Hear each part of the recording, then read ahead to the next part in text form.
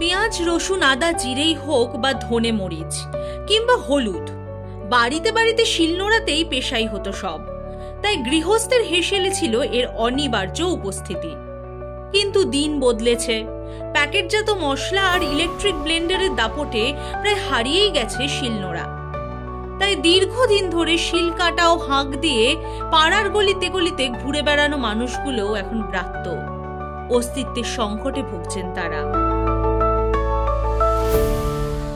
আগে তো আধুনিক ছিল, কাজ করতাম বাড়ি বাড়ি।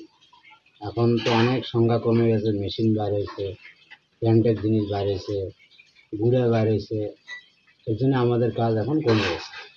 আগে এই পেশায় থেকে নিশ্চিন্তে সংসার চললেও এখন আর তা হয় না। এখন এই কাজ উঠেই যাচ্ছে। আমাদের সাধারণ মানুষের তার এখন এগুলো কাজ করে আর উপায় নেই। আগে এই শিল্পটা ধার করে কেমন ইনকাম হতো? ভালোই তো, 500, 600, 700 কামাই করছি দিনে, বেশ সংসার চলতো, বাড়ি ঘরও করতাম। এখন তো হয় না। এখন কোনো রকম 50, 100 টাকা, 150 টাকা সারাদিনে কাজ হয়। তবে বাড়ির কর্ত্রীরা শিলনোড়াকে পুরোপুরি ছাড়তে নারাজ। এতে যে পুরোপুরি বদলে যাবে রান্নার স্বাদ, গন্ধ। আমি বলছি শিলপাটাটা যেরকম আগেকার দিনেরই জিনিস হতে পারে, কিন্তু তবুও এদিনে খুবই দরকার। কারণ আমরা তো সময়ের সাথে না পেরেই আমরা মিক্সিটা ইউজ করছি, কিন্তু অ্যাকচুয়ালিতে তো মিক্সিতে মশলা খাওয়াটা ঠিক না, আর টেস্টটাও অতুলনীয় হতেই পারে না। আর আমাদের সময় ব্যস্ততার জন্যই একেতে আমরা মিক্সিটা ইউজ করছি, আর শিলনোড়াটার সাথে রাখতেই হয়।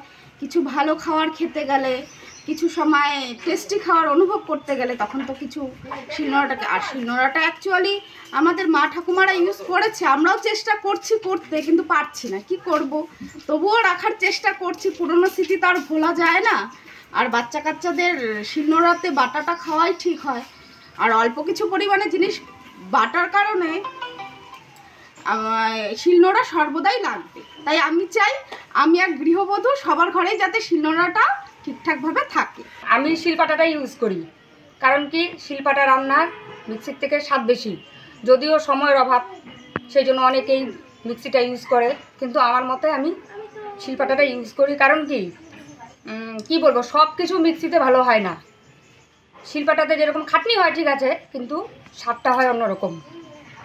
তাই সময়ের চাপে কোণঠাসা হলেও কিছু কিছু মানুষ এখনো আঁকড়ে রেখেছেন এই ঐতিহ্য। Bureau report, the wall.